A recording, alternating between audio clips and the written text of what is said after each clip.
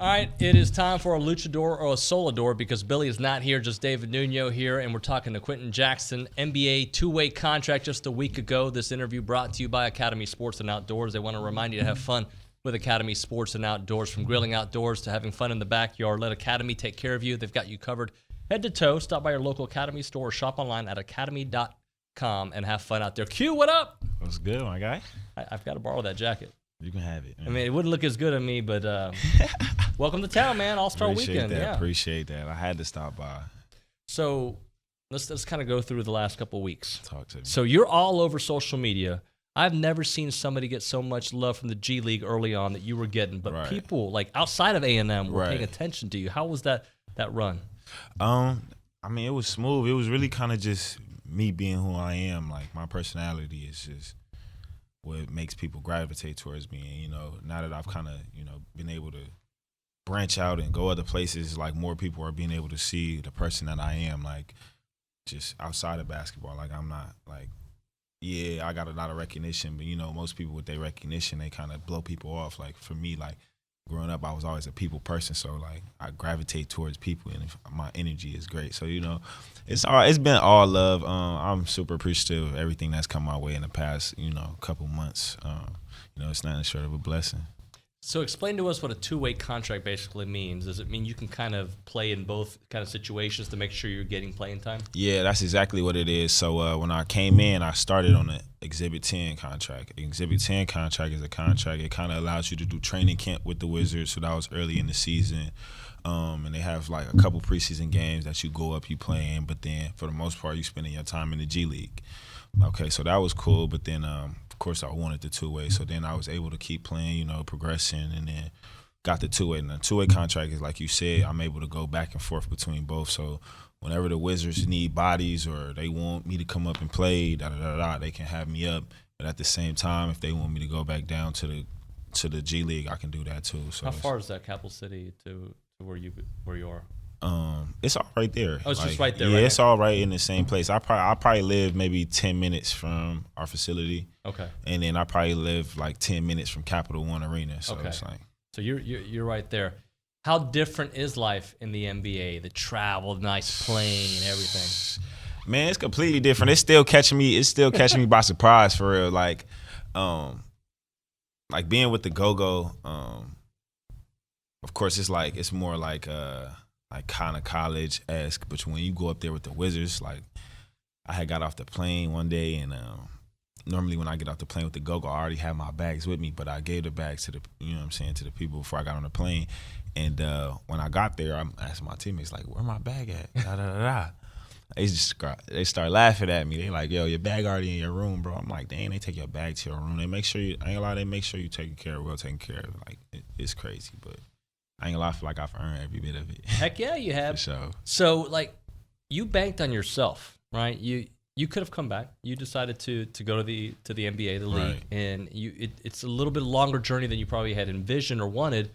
But I almost say you kind of probably appreciate it more because what you've gone through. Yeah, 100%. I feel like everything that I've been through has shaped me to who I am today. You know what I'm saying? The experiences that I went through from all the way from high school until now, it's all shaped me and, characterized me into who I am today. So I don't regret doing none of it. I wouldn't change none of it. But like, as you said, it's the long way. And I don't even like calling it the long way no more. Like, I really just call it my way. Yeah. You know what I'm saying? That's just the way I had to go. You know what I'm saying? So. How about those first points, getting up there, kind of like a little MJS from the Wizards, like getting up and getting those points? Yeah, I needed that. My whole thing was when I got in, like, I didn't want to come in the game, I wanted to be impactful. So to be impactful, I needed to be aggressive, you know what I'm saying? Sometimes people get out there and the lights get bright and it's like, what do I do? Like, for me, I just feel like I double down on myself. I put in so much work, like, and I'm so confident in my game and my skills. When I step on the floor, it's like, okay, I may not be about to score it, but I need to be an asset to the team in some way. Like, I had to have some worth on the floor. Right. So, like, when I caught it, I looked at Draymond, and I'm like, this is Draymond. I'm by him. Slid right past him, was able to lay the ball up. And, it was super exciting in the moment. Like, once I came out the game, it was when I really got to geeking. Like, I was, like, laughing a lot because, you know what I'm saying, first bucket. But, like, in the game, I was so locked in, I couldn't even really celebrate it. What kind of chatter are you hearing from the Draymonds and the people you're going up against?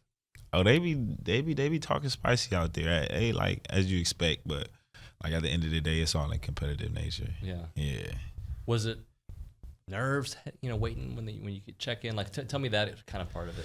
It's crazy. Like sometimes, like I may get nervous a little bit. You know what I'm saying? But I'm always able to. Once I get in, I get the plan, get in the flow of the game. Like it'll go away. But like every time I step up there, it's like I'm not nervous. I feel like I belong. Like I feel like you know what I'm saying. I'm capable of being out there with them guys. So it's like I'm not even nervous. I kind of just I step towards the pressure. You know what I'm saying? I love it. Yeah, I love it. How about G League culture and the friends you've made there, and just because everybody kind of has a similar path to you, right? They were the guy on their campus. They just didn't get the call in the NBA yet. They're all striving for that same thing. G League culture is I ain't gonna lie. You can't even get it mistaken. It's a dog lifestyle. You know what I'm saying? You gotta really be a dog down there in that G, because it ain't easy. You got a lot of guys that's working, who got families, who, you know what I'm saying, who got bills to pay, that's fighting for the same thing you fighting for. So it's like, when you come out there in the G, you got to know, like, all right, they coming at you. Every game, they coming at you. So I ain't gonna lie, I like the competitiveness of the G. I like everything that it stands for, the development and all of that. I love it. I ain't gonna lie, I love it. Where have you seen the most growth in your career? Was it maybe your last year with A&M? Has it been maybe this offseason heading into your G League and then NBA debut? I would say the most growth I've had in my career would have been my last year at A&M. Like, I think that's when I learned the most about just life in general, you know what I'm saying? For so long, my mind was always just stuck on basketball. I feel like my last year here, I was able to really expand on like just outside of basketball, everything outside of basketball. Like I was able to learn how to control myself, learn how new ways of thinking, like just everything. Buzz taught me a lot as well. And I think me just learning all of that and being receptive to all of that, and then having to go out in the real world and apply it in the way that I've been applying it and being successful at applying it, just kind of shows like, so. Is this fair that you obviously are a very gifted scorer, but you became a killer last year? Like, end of game, closer, give me the ball, let me do what I do. Facts, yeah. I don't even know if it really was like a mindset. It just happened. Like when I get your team needed you. Yeah, 100%. And then it's like I get in the mode, especially I'm so competitive. I get in the mode where it's like I don't want to say I blank out on the court, but it's like I be so tunnel vision on the game and what's going on. It's like all I think about is kill. So it's like I go out there and I handle business for sure. But it's just about bringing as much energy as you can. And when you got guys around you that's gonna fight just as hard as you, it kind of make your job easier. You obviously did the right thing for you and for your future and your career, but do you ever think like, man, one more year would have looked like at A&M? All the time, especially how they going, how they, you know what I'm saying, how they got the ball rolling right now. I know, man. You got a top 10 team with you, right? Yeah, we know how the rankings go. Well, that's true. Yeah. In our eyes, yeah, we'd have been the top 10 team for sure. Probably number one for real. I ain't gonna lie. I don't see nobody beating us. But, I think about it all the time. But at the same time, I'm proud of my dogs. They holding it down how they supposed to hold it down. Even the new guys who came in, you know what I'm saying, they all stepping how they supposed to step, and I got nothing but love and respect for that. You keep an eye on them? All the time. Yeah. I ain't missed a game. I be tuned in. Okay, for sure. good. I be feeling like I'll be out there playing with them, though. I'll be in the hotel rooms. Like, I just watched the last one against Arkansas. I'm in the hotel room geeking the whole time. Yeah. Well, all right, let's talk about a couple of those guys. We're watching Wade kind of grow up, right? Like, he's always had something in him. He's got a little killer in him, too, right? Yeah. But, like, what he's done this last week, I feel like he's, like, last couple weeks, I should say, he's really taken, like, a different, like, calmness, but still with that reckless score that you need. Yeah. Wade, I ain't gonna lie, Wade always been like that. Wade always had that dog in him. Like, I remember Wade when Wade came on his official visit, like, before he, you know what I'm saying, even got to A&M. He was killing on his official visit when he was playing with us. So I always knew Wade had that killer in him. But, like, as he's playing more and more and he's able to become a leader, of this team, he's able to learn the patience and poise of the game as well. So now he can score, but he can pick his times when he want to score and pick his shots. You know what I'm saying? So the maturity of his game is coming a long way. In another year, you ain't no telling what you gonna see from him. He gonna be unstoppable, but he do got a scorer mindset. But at the same time, he put that ball in that basket. Yeah, he can. Every time. What about Boots and his ability to get to the rim and just be kind of like a quiet leader too? He a dog. Boots ain't gonna really do too much talking, but at the same time, it's like Boots. He'll talk with his actions, and that's, you know what I'm saying? When you read Boots, that's what you read. You read his actions, you know what I'm saying? His actions speak louder than anything that he would even think about saying, you know what I'm saying? So Boots just a dog. He always been a dog. He doing everything I expected him to do, you know what I'm saying? Killing on the floor. Just, he leading his team the way he's supposed to. So what about Buzz? You've had some now NBA coaching. What does Buzz mean to you, the man, and also the kind of leader he was? I be telling everybody that's my doggy for real. Like I was just texting him the other day, and we was just texting. He like, man, like I'm gonna be the grandfather of your kids. Da da da da da. I'm like, man, you know that. Like the godfather. He like, I'm gonna be the godfather of your kids. I'm like, you know that. That's my dog. We locked in for life. Like I got a different relationship. Like I've never had a relationship with a coach to such stature. You know what I'm saying? That like. That's my dog for real. Yeah. Like words can't really explain it, but like I appreciate him. I tell him all the time, like I appreciate him for everything that he's done for me, taught me, you know what I'm saying, explained to me, got on me about, you know what I'm saying, didn't like about me, you know what I'm saying, told me about, like all of it shaped me to who I am right now. But like the growth that I've got from him and, just studying him and, listening to things that he was telling me, I just can't thank him enough. Yeah, it's interesting. He's got the unique ability, I from an outside, I see that players say that, right? Like all of them, like he's like a dad, he's like an uncle, he's like a brother, a mentor. Like he's more than a coach. Everything is a lesson.